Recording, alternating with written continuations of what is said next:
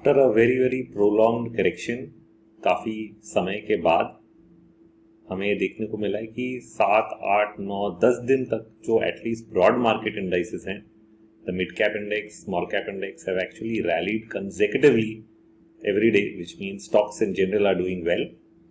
एक near term correction जरूर देखा गया है निफ्टी में, which is mainly on the back of what happened in the tech sector. ऐसा भी हो सकता है कि other sectors, that is banks and even stocks in general, because they've had such a long winning streak, results in one pullback at least in the market. So, and in fact I would hope for that, because it would relieve some of the pressure and then create even more room to the upside. और जो एक short term correction है वो corrective nature, मतलब हम लोग Elliott wave में बोलते हैं ABC, मतलब 3 वेव्स में एक जो डिक्लाइन आता है, that is a corrective decline. और करेक्टिव डिक्लाइन के बाद वापस बाजार जो है ऊपर की तरफ निकलता है. उस तरह का जो एक स्ट्रक्चर है अगर देखने को मिलेगा तो एक डिप में कॉन्फिडेंस भी आता है कि हाँ, इस डिप को खरीदा जाए और इधर से वापस ऊपर की तरफ मार्केट अपना जो अपवर्ड ट्रेंड उसने शुरू किया है वो कंटिन्यू करेगा. I do think that the bottom that we have put in place at the March lows is going to remain. That means it is going to be a multi month bottom, not something that is going to go away in a hurry. And we will of course look at this pullback to further confirm and reaffirm that view. But that is the sense I get simply looking at the sentiment extreme that we had reached there. Now what I would like though is there's only one indicator, when we say sentiment, only one indicator which has not cooled off enough. I don't know if it has to or hasn't to. Sometimes it can cool off even in time. And that is the Nifty premiums, which is the Nifty futures premium to the spot price. ये indicator जो है मतलब Nifty future जो कितने point Nifty spot के ऊपर trade होता है, करीब दिसंबर में 150 पॉइंट्स के ऊपर का रोल ओवर हो रहा था और वो धीरे धीरे 100 पॉइंट 80-90 पॉइंट तक आ गया है, which is still not low, it is still a high number. Historical perspective से इतने ज़्यादा पॉइंट्स पे जो रोल ओवर्स हैं वो बहुत ही कम बार देखे गए हैं. और ये नंबर जो है कम नहीं हो रहा है. कितने महीने हो गए, दिसंबर से जनवरी, फरवरी, मार्च, 3 महीने निकल गए. ये डेटा पॉइंट जल्दी से कम नहीं हो रहा है. हर महीने हम लोग रोल ओवर देख रहे हैं. मतलब जो लोग बुलिश हैं वो उस पोजीशन को खड़े रख के आगे लेते जा रहे हैं.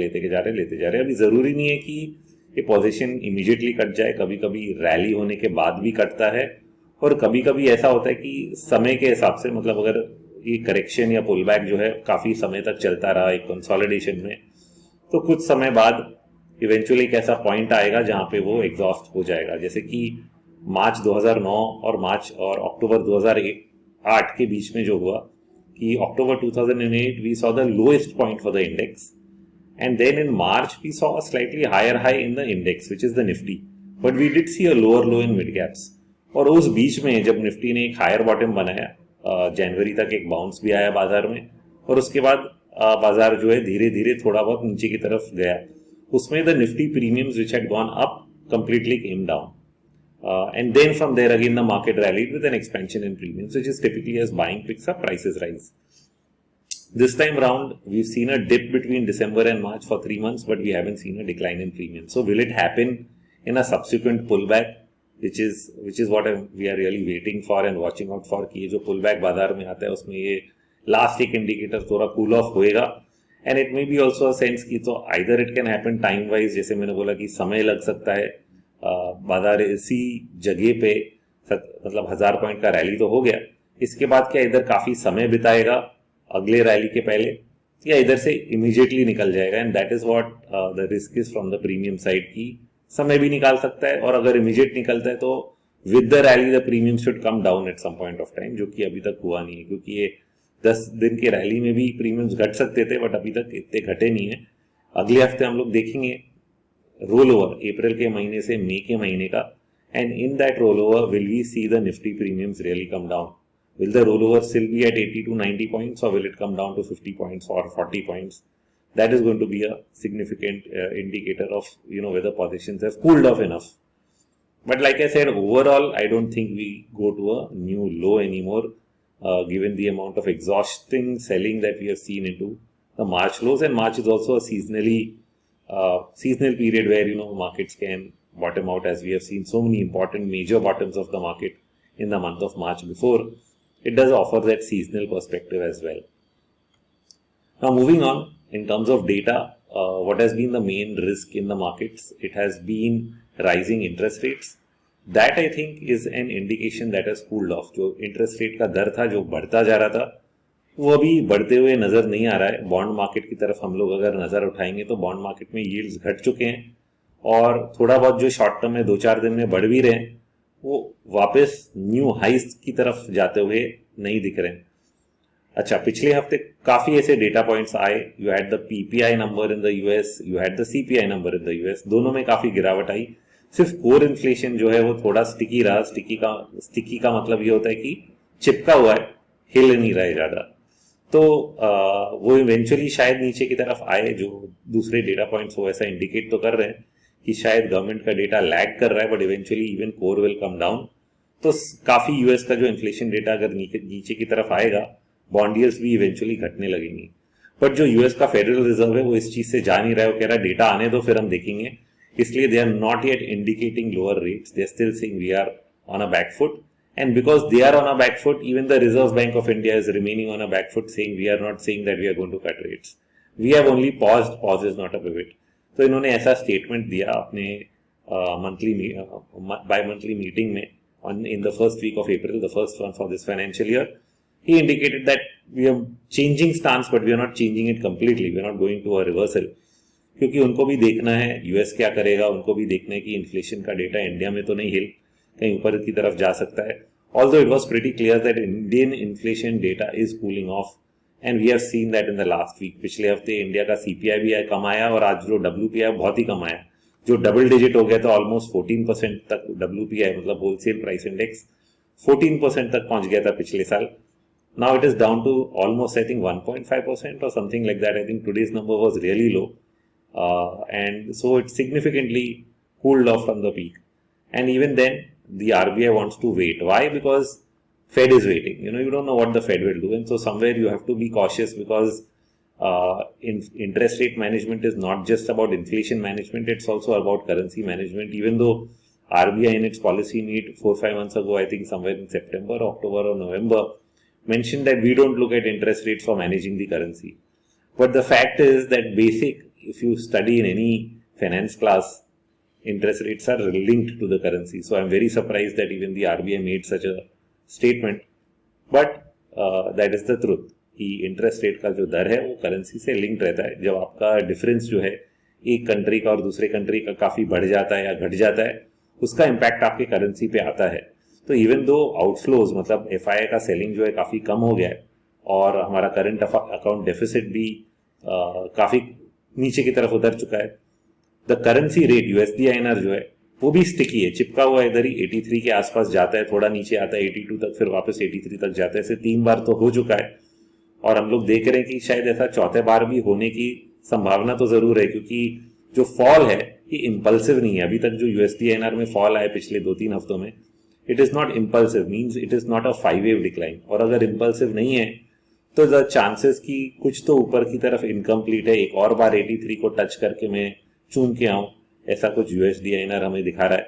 तो वो एक ओपन केस है. और जैसे मैंने बताया यूएस डॉलर जो है, डॉलर इंडेक्स, उसमें भी एक बाउंस का केस चल रहा है पिछले हफ्ते से. Despite bullish divergences, USD dollar index has been making lower lows, क्योंकि डेटा ऐसा आया. पिछले हफ्ते जो डेटा आया पीपीआई सीपीआई का डेटा, उस डेटा ने करेंसी को, डॉलर इंडेक्स स्पेसिफिकली को वीक किया कि भाई इंटरेस्ट रेट का दर अभी घटेगा तो डॉलर इंडेक्स भी घटेगा. So there it's a direct linkage between interest rates and the dollar. But India में अगर आप यूएस में वो ऐसा हुआ तो, but dollar index is showing positive momentum divergences, तो कहीं ना कहीं वो एक बाउंस दे, थोड़ा शार्पर बाउंस दे सकता है. And that can cause a near term correction in commodity prices. It can cause a near term reaction in equities if at all. अभी तक तो नहीं हुआ है, but if it does bounce a little more. और वहीं पे मुझे दिख रहा है कि यूएसडी आईएनआर भी अगर इम्पल्सिवली नहीं गिर रहा है तो शायद वापस 83 को टेस्ट करने जाएगा क्या. That is the question in my mind. So we'll be watching that possibility. It's not a clear cut sell off yet, but medium to longer term I do think you have a large triangle topping pattern forming in the USD INR, just like in the bond market. और USD INR भी 83 को 3 बार touch कर चुका है, चौथे बार भी गया और 5वें बार जाता है, उसके बाद डेफिनेटली नीचे की तरफ आएगा. ऐसा सोचते हुए हम लोग आगे बढ़ रहे हैं.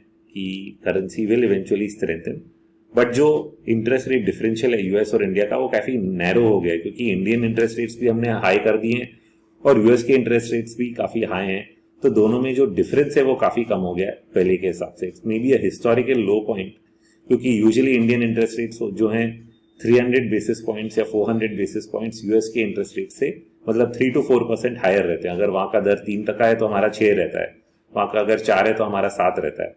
अभी ऐसा हुआ कि हमने भी रेट बढ़ाए बट इतने नहीं, नीचे में हम लोग 5 तक गए और फिर वहां से हम लोग 6, 6.5 थोड़ा बढ़ा रहे, और यूएस का इंटरेस्ट रेट का दर भी 5 तक आ गया. तो दोनों में जो गैप है, डिफरेंस है, वो काफी कम हो गया है हिस्टोरिकली स्पीकिंग. तो ये कम होने से ऐसा होता है कि currency does not move that much, मतलब इंटरेस्ट रेट डिफरेंस कॉजेस की लेसर इनफ्लोज. इट इज ऐसा जरूरी नहीं है, बट जब तक है ऐसा है कि इनफ्लोज कम हो जाते हैं, क्योंकि वहां का दर जो है वो ज्यादा अट्रैक्टिव रहता है, तो बॉन्ड मार्केट में फ्लोज नहीं आते हैं.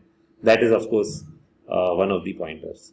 But eventually everything has to move in a particular direction, and if the dollar has peaked and the bond market has bottomed, I think eventually everything moves in that direction. But very, very short term, these are the pressure points, and because central banks in their language have not changed, these pressure points are not going away from the markets very, very quickly.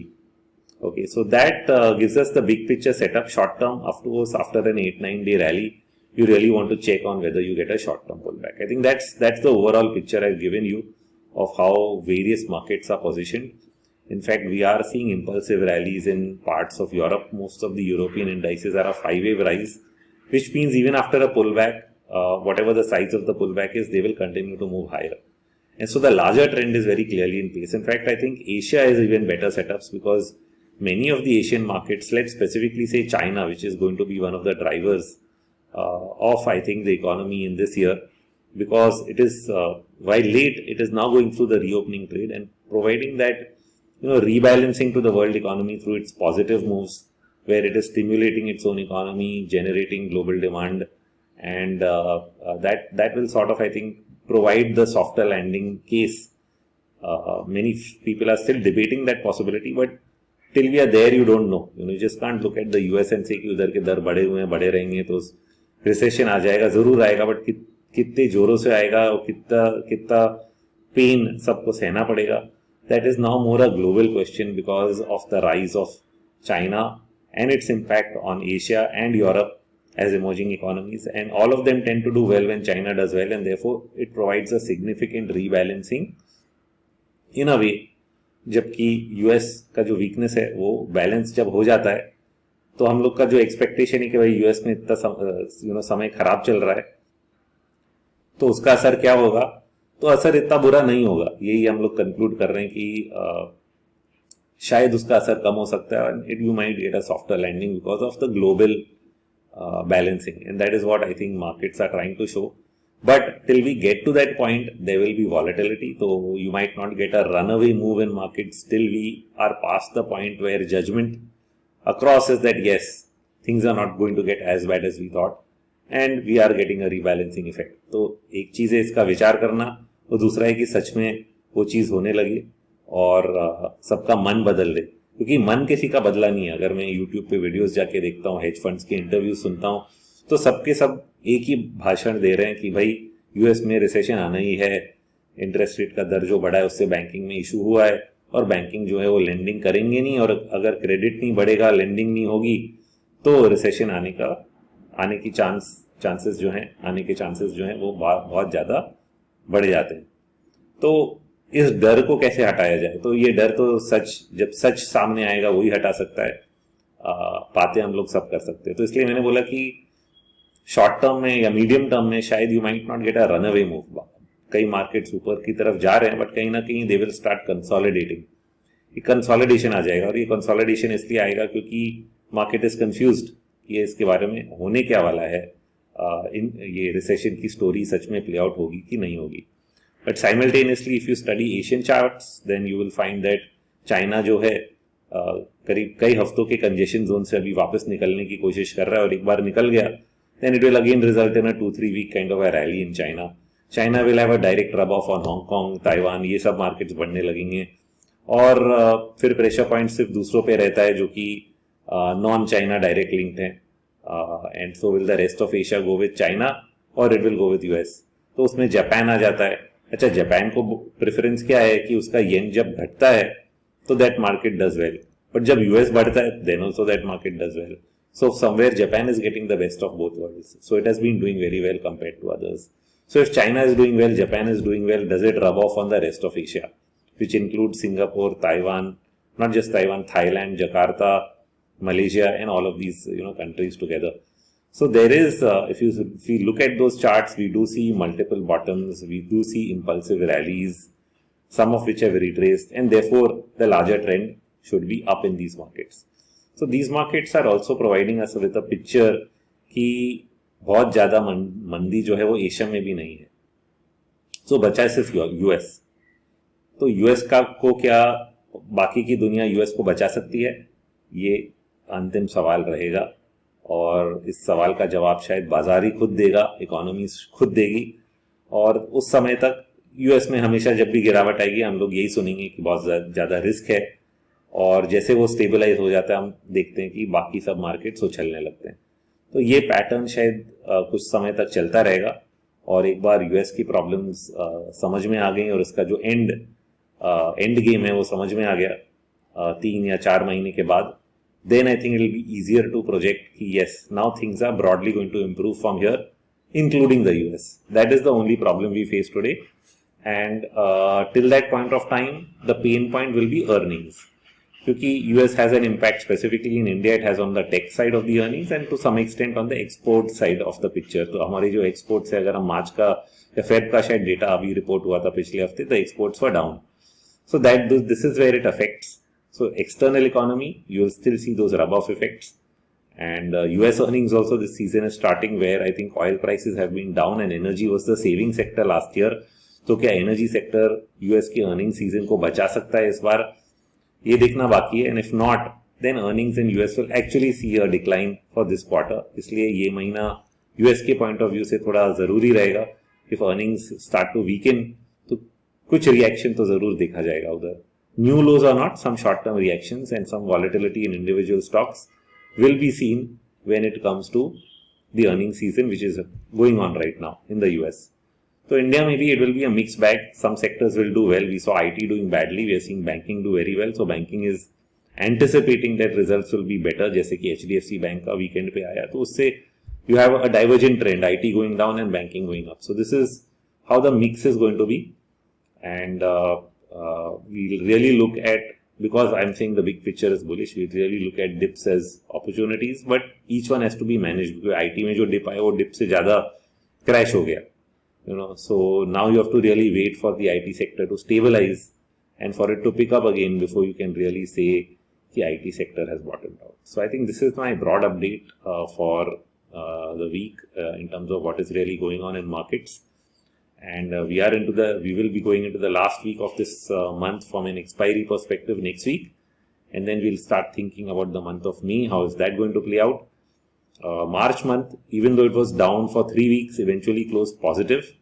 So despite expectations that the 3-month down close cycle won't play, we actually got a 3-month down close cycle play, which means the market closed positive after 3 down months. It could have become 4 months, which would have been a record since 2001. That did not happen, and so we still stick with the 3-month cycle, and if 3-month cycle is at work, then we should see a positive April or a positive May. 1-2 महीने की तेजी तो बनती है 3-4 महीने के मंदी के बाद. So that's, I think, the minimum case to make. But I think we'll also try to make a bigger case as things chug along, because various factors are in favor. It's just going to be slow. I think that is the only thing that we can anticipate, that चलो जल्दी नहीं तो धीरे धीरे things will improve. Thank you.